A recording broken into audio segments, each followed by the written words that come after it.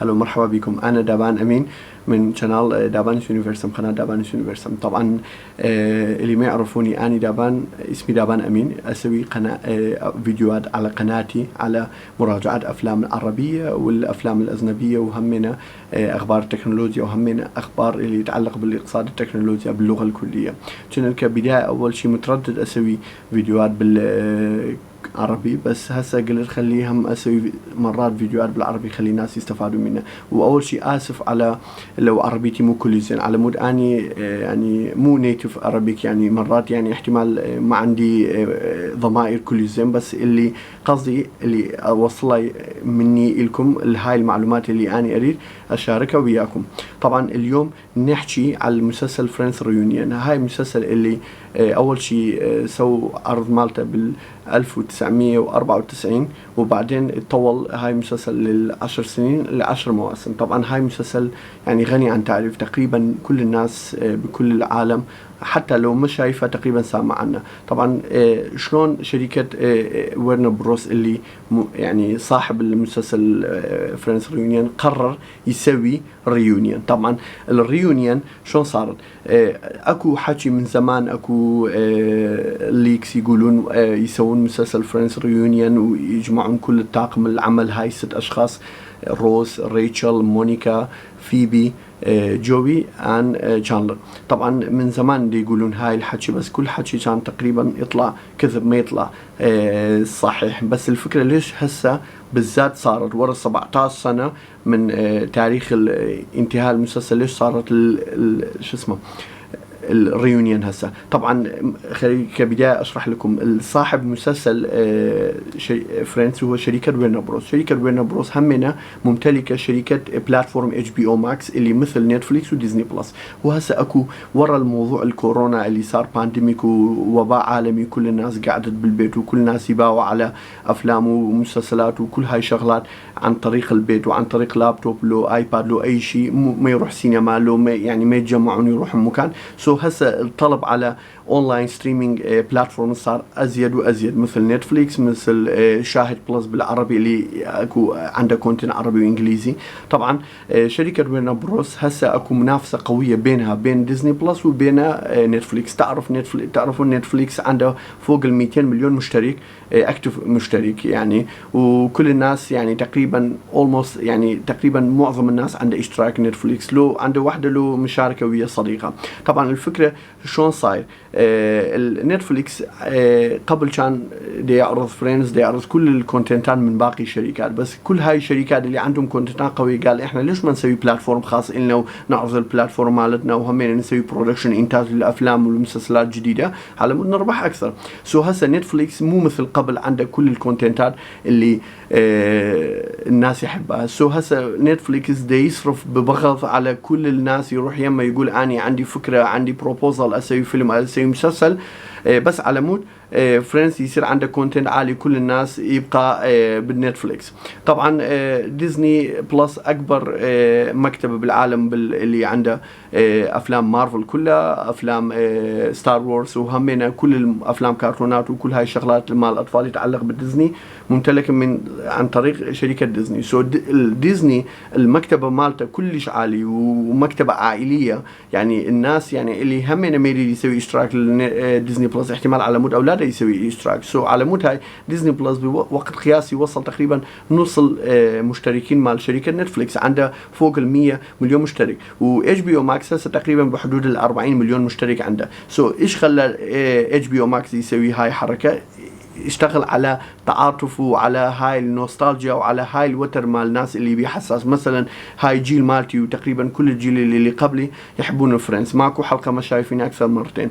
هسه يجيبون كل الطاقم يسوون حلقه تقريبا ساعه و40 دقيقه على يحكون على تفاصيلهم وعلى هاي الشغلات اللي صارت بين المسلسل قبل واللي صار بعده. يعني ترى هاي يعني يأثر على الشغل، يأثر على الناس، يروح يسوي شو اسمه اشتراك جديد على بلاتفورم مال اتش بي او ماكس. سو بهاي حاله اتش بي او ماكس يصير كلش يعني ويل تريندد، يعني ناس يعرفون، سو يعني يصير منافسه قويه. سو يعني حتى لو تشوفون الفريندز ريونيون، خلي هسه حكينا على ليش هم سووا فريندز ريونيون، خلي هسه نحكي على فريندز ريونيون اللي يعني انا شفته حسيته زين واللي مو زين.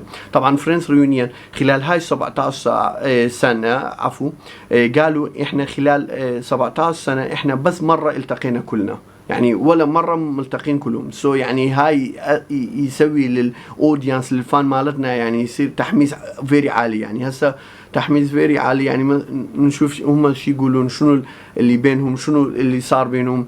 طبعا طريقة الكتابة وطريقة الصناعة مال فريندز ريونيون كلش عالية. يعني هو فريندز ريونيون يعني اكو دقائق تشوف يعني حلقة جديدة، اكو دقائق ميموريز وذكريات قديمة، اكو دقائق مقابلات، يعني مسوين خلط فيري بيرفكت. وهم بين جايبين مثلا جايبين بيكهام وجايبين ليدي غاغا وجايبين هواية ناس فيمس، يعني دي يحجون على فريندز، شنو فريندز مؤثر على حياتهم وشنو الفريندز يعني سواه إلهم. سو يعني هاي همين هاي طريقة الطرح مال المعلومات كلش يعني حلوة.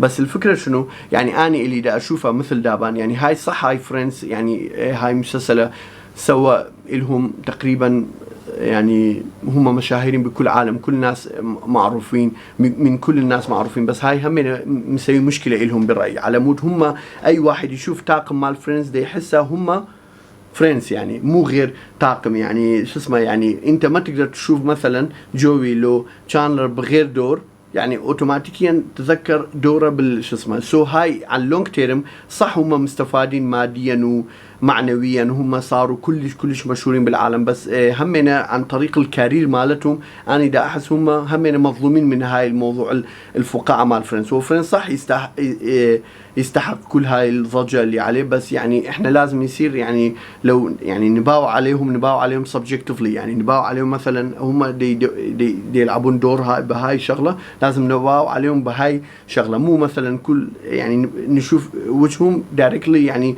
نذكر الفريندز.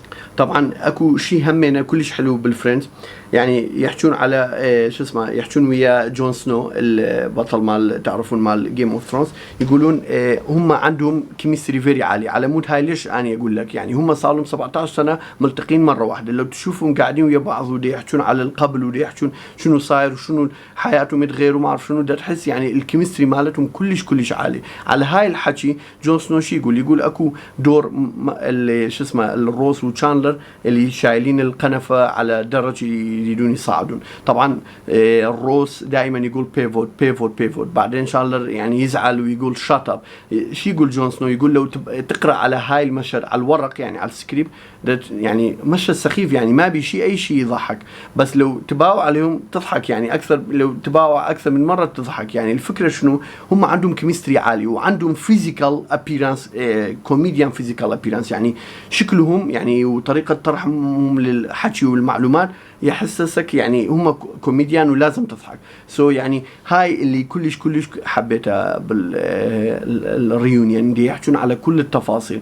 طبعا كل واحد، وهم اكو لعبه اللي سووه بالسيزون الثالث والرابع اللي حتى ما اتذكر، اللي بعدين البنات يخسرون بعدين يبدلون الشقه مالتهم. هسه يسوون نفس اللعبه ونفس الشيء، روز يصير مثل حكم دي يحجون دي يطرح الأسئلة بس بطريقة جديدة وبالمعلومات جديدة، وشوي يلعبون على وتر شو اسمه الحنين مالتنا إلى هاي الفريندز المسلسل فريندز. سو يعني أنا برأيي مسلسل يعني حلقة كلش مميزة وحلقة كلش تستاهل تباوع عليه، وعلى لو كان مو ساعة و40 دقيقة، لو 10 ساعات، يعني لو إيش قد كان أزيد شو اسمه يصير احلى واحسن. طبعا اكو شيء همين هم ينطون وعد قدام الاودينس قدام الجماهير، يقولوا احنا بعد يعني نشاف ويا بعض هاي ستة يعني بهواية مو مثل قبل، خلال 17 سنة احنا منشافين مرة واحدة.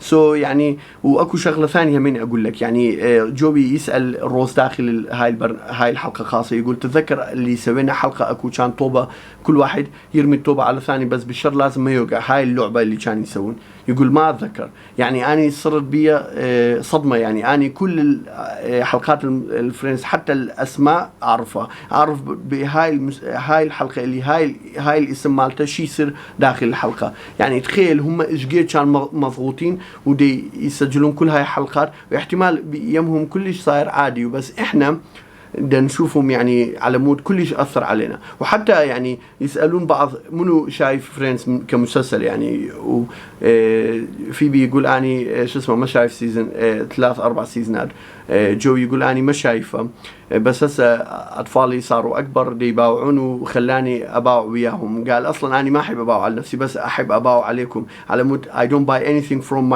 any speech I say.